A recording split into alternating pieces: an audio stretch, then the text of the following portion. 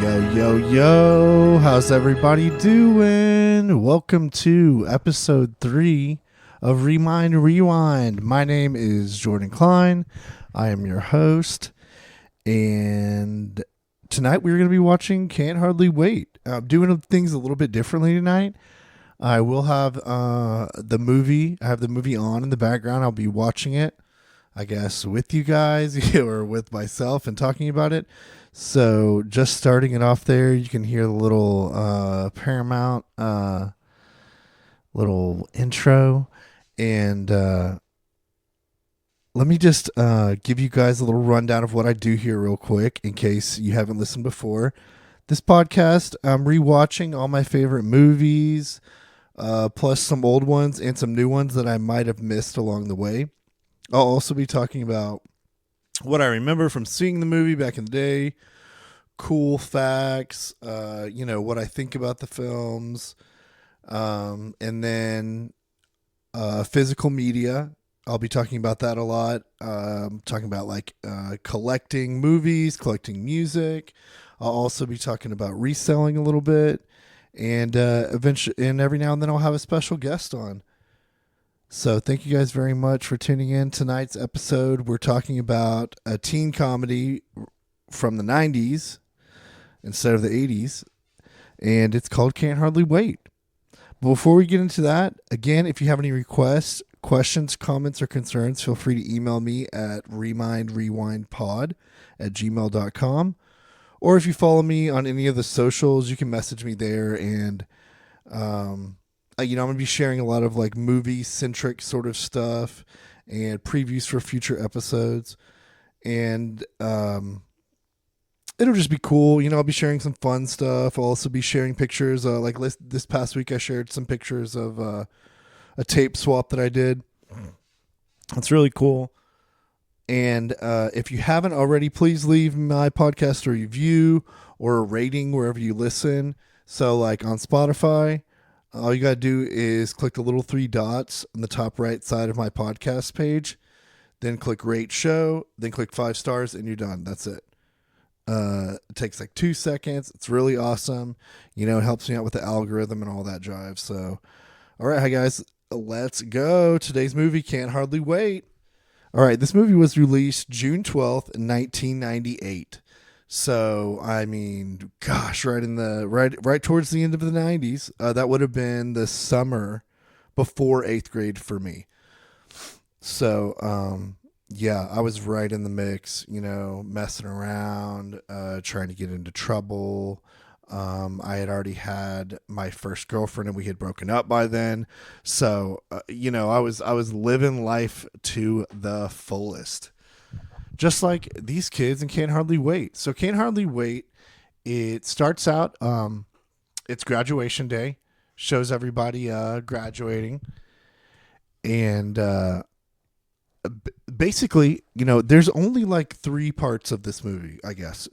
The whole movie takes place at a graduation party the night of graduation, except for 3 other scenes. 1, the beginning, graduation. The second one would be the morning after, at the very end of the movie. And then during the movie, Preston, Ethan Embry, the main character, he kind of runs off from the party and, is looking for answers, I guess you could say. And that's when he meets Jenna Elfman, and she's an angel or a stripper, So, so it's basically the whole movie is the party.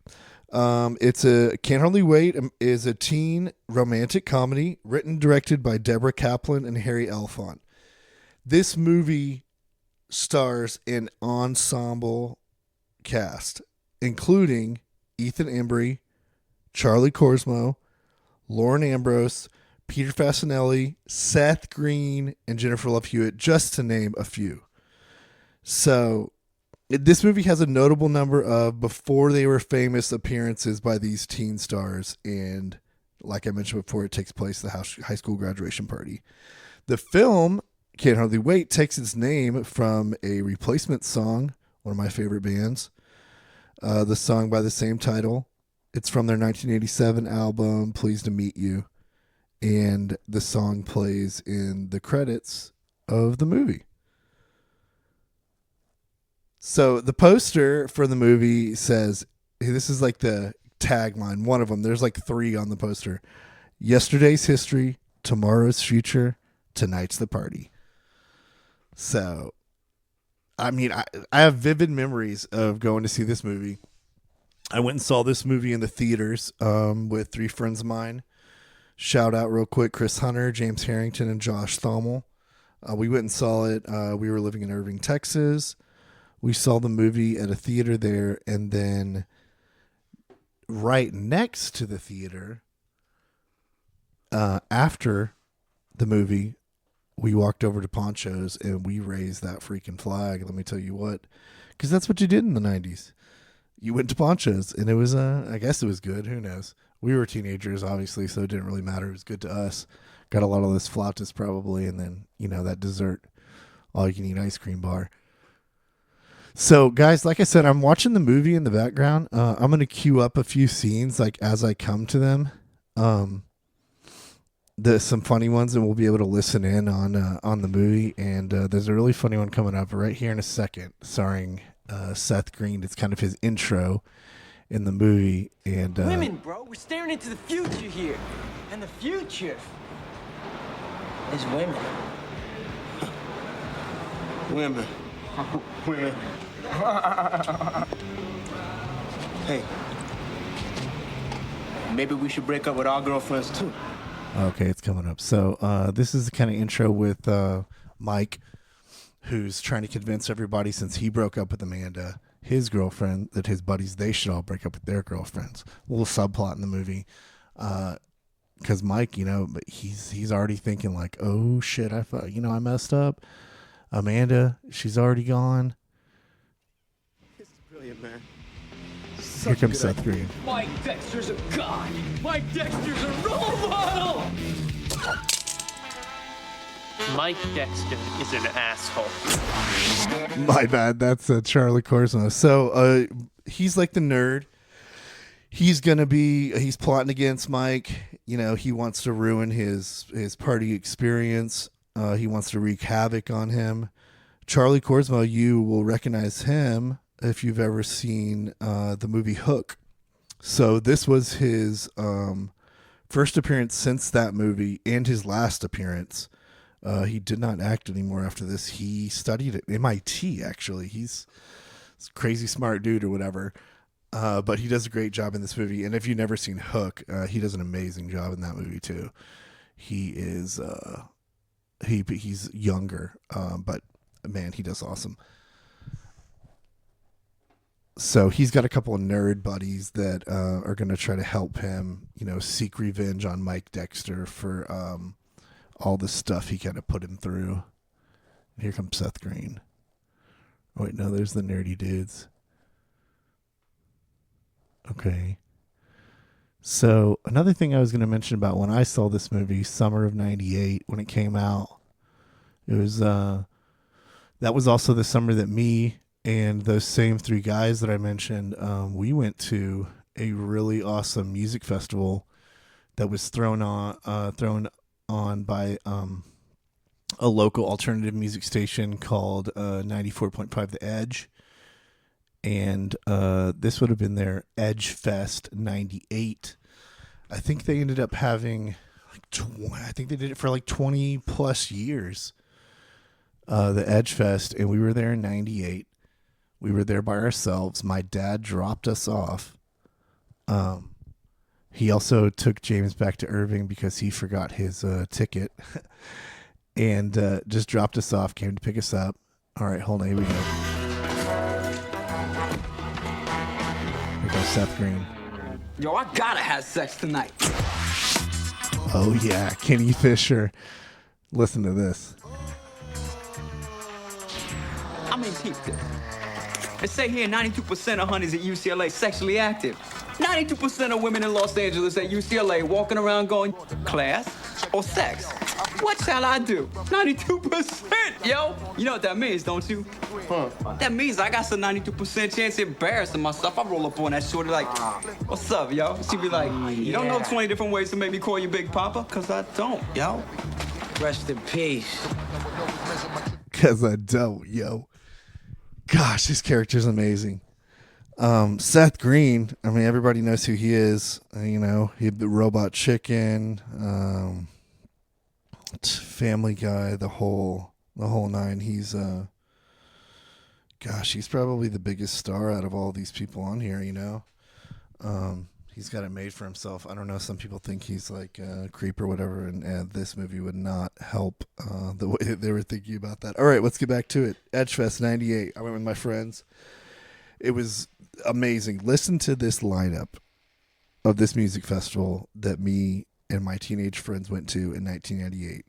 Local legends Bob Goblin, that went on to become Adventures of Jet.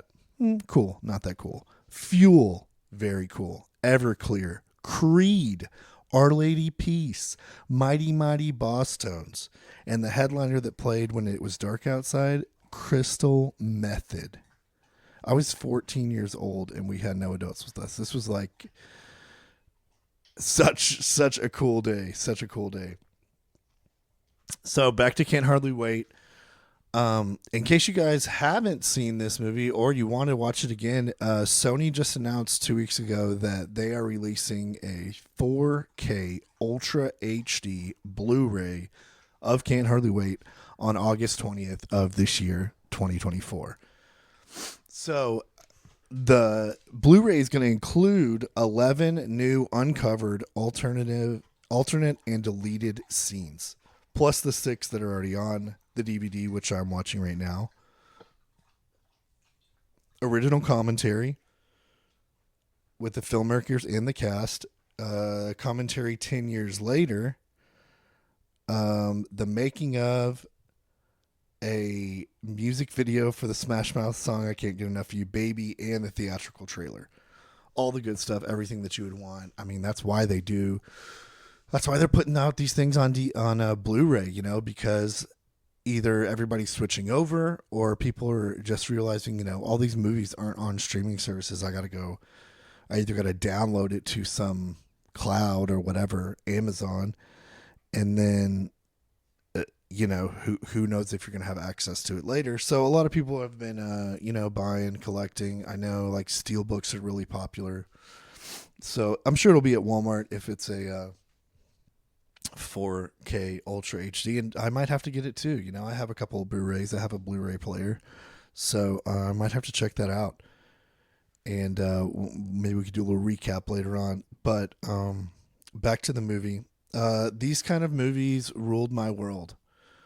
If you can't tell, Ferris Bueller's Day Off, teen comedy, another one of my favorite movies. Breakfast Club, one of my favorite movies. This movie, the teen comedy was definitely something that I really enjoyed when I was a teen, and that I still enjoy going back and watching now. I love the nostalgia of it, and you know, comedy was different. This whole, I guess, you know, fratty college humor, 90s humor, whatever, like, you know, they just don't make movies like this anymore. I'm not saying that, you know, I like offensive movies and people being offensive, but it's just really interesting to go back and watch and compare it to, you know, how things are done now. And here's Love Burger. It's our first show ever. Breckenmeyer. And then I heard Carol Bronner the guy invited talking. her cousin tonight. And the word is, his brother's roommate knows a guy who knows a scout in L.A. That's Donald Faison. He went on to be really popular on the TV show Scrubs. So this movie is just littered with people that made it before. Like I said, Seth Green, Donald Faison, whose voice we just heard right there. Jason Segel makes his theatrical debut in this movie. And then Jamie Priestley. Who did I mention before? The Angel chick. It's just crazy how many people were in this movie that went on to do, I don't know if you could say bigger and better things, but, lots more things. So we've talked about the nerds. The main sort of plot of the movie is about Preston, Ethan Embry's character. And he's had a crush on Amanda, Jennifer Love Hewitt's character, since the first day of school. He was the first person to see her walk in. I guess it was like 9th grade or 10th grade or whatever. So he's had a crush on her since then. Mike Dexter breaks up with her. He's going to try to get with her. He's got a love letter he wrote her. He's got his best friend and confidant with him that he thinks he's going to be able to, rely on. Okay, Mike Dexter's here. Oh, Mike Dexter, you have to sign my yearbook. Which team has the winning black Huntington, hey. And that girl's voice you just heard is Melissa Joan Hart, who everybody knows. Clarissa Explains It All, Sabrina the Teenage Witch. I mean, it's just so crazy, so wild that they were able to get all these kids in here to make this, what I think is like pinnacle 90s teen comedy. And and have it do, it was really popular back in the day. The soundtrack, which we'll go ahead and talk about, it reached number 25 on the Billboard 200 charts, which is crazy. And the soundtrack is full of really, really, really good artists. I mean, some of my favorite ever. Third Eye Blind is on there. I mean, just check it out. It's totally crazy. A bunch of 90s hip hop stuff, some like indie kind of stuff. And even the songs that aren't on the soundtrack that are in the movie, it's just the list goes crazy. It's filled with great songs, great soundtrack, such a vibe. They definitely capture that a spirit of the 90s party kind of thing. Love Burger, the band is playing. They look like they're a rock or like indie alternative band or whatever. Really cool fact about the soundtrack and the songs that are in the movie. Later in the movie, like I said, one of the scenes that takes place, it's not at the party. Ethan Embry Preston leaves on a little drive to kind of like get his thoughts together or whatever. And the song Romeo and Juliet by Dire Straits is playing. Well, if you've ever seen the movie Empire Records, which came out 3 years before this, Ethan Embry's character also stars in a scene in that movie with the same song playing, Romeo and Juliet by Dire Straits. And I just think that's really... like, if he's not typecast, like, I don't know what he is, because he's like doing the same scene, basically. He's driving around this one in his thoughts, and in that he's dancing around with a broomstick cleaning the record store or whatever. So, I mean, he's not that much different. He's a nerd in that movie. He's a nerd in this movie. Supposedly on the set of this movie, though, he was in his trailer smoking grass the whole time, and when he had to do the kissing scenes with Jennifer Love Hewitt, she like gave him some mints because supposedly he just smelled like reefer or whatever. And since the movie took place at a party at nighttime, they would be partying all night, and it was the 90s, so I'm sure there was alcohol and weed and whatever else like just flowing, because they had to stay up all night pretending like they were partying. And I want to say they had to take some of that out, actually, to be able to get a PG-13 rating so that, teenagers could go watch this movie. Yeah, they had to take some of that out, but it sounds like that was still going on behind the scenes. Yeah, so this movie, 90s teen comedy. The 90s went crazy with the teen comedies. Some of my favorites, honorable mentions, ones that definitely have left a mark. on me and a whole generation of adults is American Pie, Clueless, one of my favorites, 10 Things I Hate About You. Again, Buffy the Vampire Slayer, another one of my favorites. She's All That with Melissa Joan Hart, who's also in this one. Detroit Rock City, which is a party movie. Idle Hands, which has a big party scene. The list goes on. 90s was a vibe, and the vibe was raunchy teen comedies. And, you know, that kind of party vibe, I want to say, you know, John Hughes was definitely, you know, the one who pioneered that kind of thing. Well, I mean, I'm sure there was 70s movies, you know, Animal House and Porky's and all that kind of stuff. But, you know, the whole like coming of age thing, I think it started with me with John Hughes, and then, you know, into the 90s.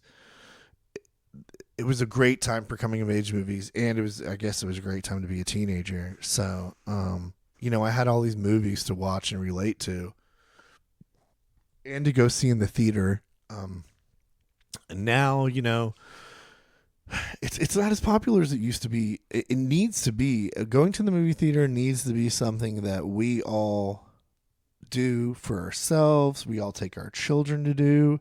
It's something you can do with your wife on a date night. It's terrible. Nobody drink the beer. The beer has gone bad. Tastes like beer to me. Yeah, me too. That's great.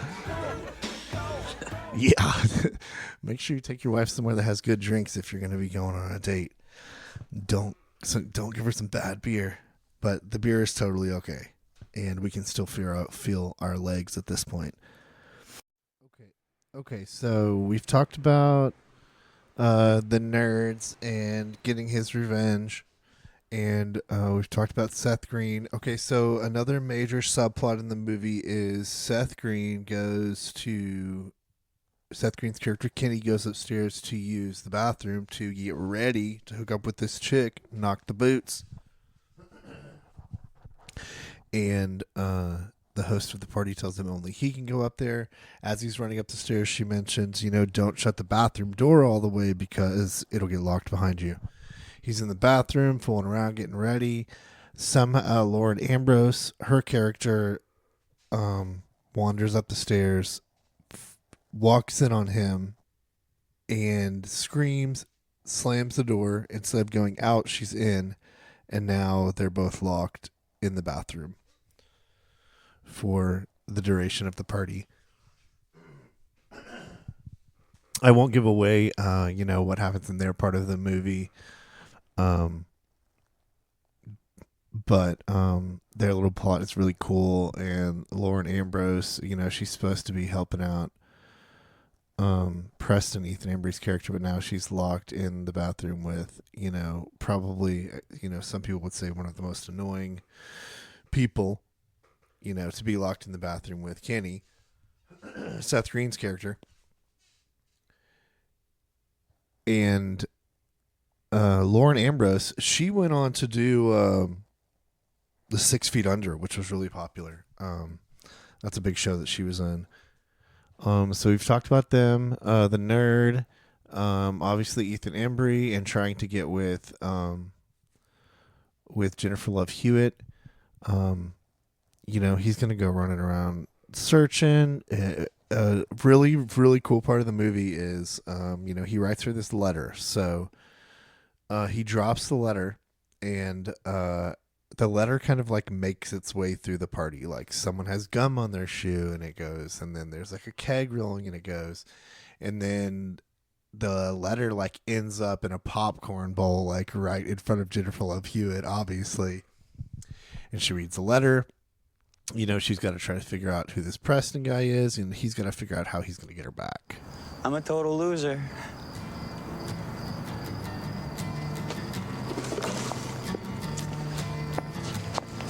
No, wait, I'm sorry. Okay. Right. Like I could feel any worse.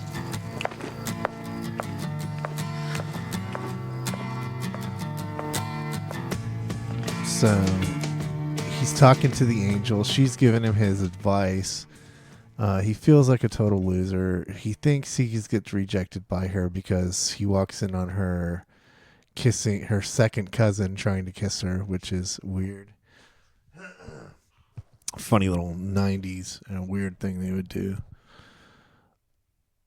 So, so now we're to the point of the movie where Amanda is going around trying to figure out who Preston is, and he's trying to figure out how he's going to get her. And then Kenny's locked up in the bathroom upstairs. The nerd gets drunk and befriends Mike, still wanting to get revenge on him, but then he kind of like changes his mind. But the nerd's going it anyways. It's really funny. And Mike totally, is regretting breaking up with Amanda, the hottie, Jennifer Love Hewitt. Okay, so Ethan Embry goes out to, try to figure out how he's going to get Amanda. And then he runs into Jenna Elfman, who is an angel / stripper. And she tells a story, and it mirrors his situation. And then she drops some divine knowledge onto Preston, and let's listen in real quick on what she has to say. I mean, the point is, I totally realize, fate. There is fate, but it only takes you so far, because once you're there, it's up to you to make it happen. You are so definitely right. I know. So look, don't you make the same mistake I did, okay? Because if you really want to be with him, then you get back on that phone and you call Barry Manilow and you tell him how you feel. Wait. No. What? No, it's not Barry Manilow. He's in love with Amanda. So now he's on a mission to get her back. He's going to head back to the party. Some shenanigans ensue. Again, I won't give away a big spoiler, but just to kind of like wrap up the movie, there is a scene at the end where he's going to a writing seminar with Kurt Vonnegut, of all people. Kurt Vonnegut, Breakfast of Champions, great book. Also a great podcast that my buddies Renee and Parker are doing. Check out Breakfast of Champions, the book. Check out Breakfast of Champions, the podcast. Or even check out Breakfast of Champions, the song by Raina Maria. They are all fantastic. But I think it's really cool that there's a little Kurt Vonnegut reference that they drop, at the very end. There's also a great scene where Charlie comes up and takes the mic and does a kind of karaoke to Paradise City, and everybody's loving him, even though he's the nerd, and girls are kissing him, and I can't feel my legs. A great line that he says. So, Can't Hardly Wait. Awesome movie. If you haven't seen it, definitely check it out. August 20th, it's coming out on 4K Blu-ray. I think it is on one of the streaming services, maybe Tubi or something right now. Or hit me up and I'll let you borrow my DVD. I'm still looking for it on VHS. Speaking of VHS, my collection is getting crazy. I did start trying to find a little more like kind of weirder stuff, and I got a little project I'm working on that I'll probably talk about more soon, but loving the VHS tapes, loving making customs, swapping, doing all different kinds of cool stuff, collecting, reselling. I have bought some tapes recently for 25 cents that ended up selling for $15. They are out there. I also, I'm always looking for, a really good price for stuff to put in my collection. music, movies that I liked. I got a couple good music VHS tapes on the way. Bruce Hornsby and Phil Collins. And that's to go with all these records that I have. So I'm going to keep collecting. I hope you guys keep collecting. And I also hope that you keep listening to this podcast. I'll be bringing you a different movie every week. And I did get a request from a good friend of mine, Landon. Yeah, I'll be getting to that one for sure. We'll have more details on that for you guys later. But I want to say thanks again for listening. You guys tune in every week, and I'll be bringing you,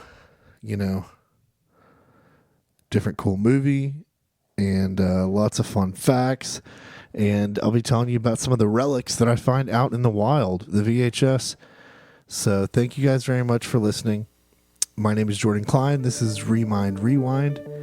And if you have any questions or a request, hit me up, remindrewindpod@gmail.com.